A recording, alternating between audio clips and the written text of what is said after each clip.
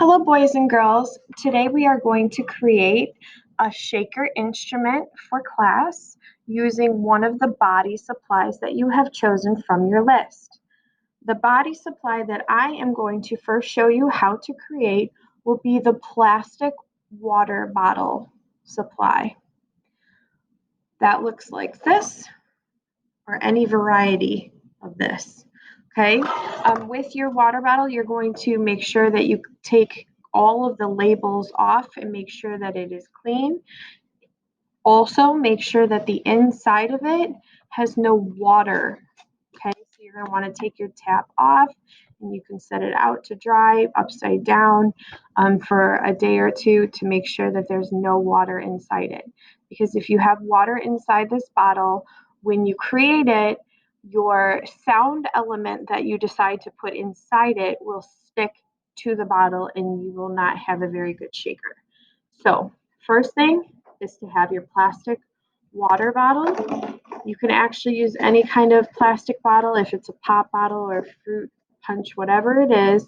Just make sure you clean the bottle out and dry it out before you start. So then the next thing we need to do is choose what is going to be our sound supply. For this specific water bottle, I have chosen to make two. The first one will be with rice and the second one will be with noodles. I just bought regular white box of white rice from the store. If you have it around the house, it works too. And also, I like the elbow macaroni. It gives a really good sound when you use it. So macaroni and cheese is fine, or just generic noodles is fine as well. Okay, so on top of having your sound supply and your body supply, you want to make sure that you have all of the other supplies that you will need. So the only thing that you need for a water bottle shaker would be your design elements, which is your decorations that you will be making in art, and you will cut them out and you'll be able to tape them or stick them onto your water bottle when it is done. So first we need to actually make the instrument before you can decorate the instrument. Okay, so let's get started. Step one is to make sure, obviously, your bottle is ready and it is clear of any water or liquid inside. You are going to take your cap off, and then you're going to figure out which element that you are going to use for your sound supply. I'm starting with white rice. If you have a measuring cup at home, then you will use a measuring cup. If not, a regular type of cup will do. You are going to pour some into your measuring cup. I would say about a quarter cup would be fine. You're going to look at your bottle as you fill it and see how much you actually want inside. So you want to make sure that you pour very gently the rice into the bottle because you don't want to make a mess. So you have to make sure that you are being very careful. And if you do make a mess, try and help clean up so your mom and dad don't have to clean up after you.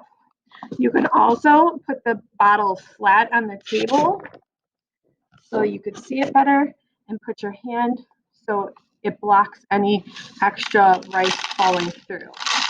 So as you're shaking, the rice doesn't really fall all over your table. Okay? So once you have put your rice into your water bottle and it's completely full to what you want, okay, you will put on your top, screw it on tight, and then you will be able to shake it. The less you have in it, usually the higher the pitch sounds, the more that you have in it, the lower it sounds.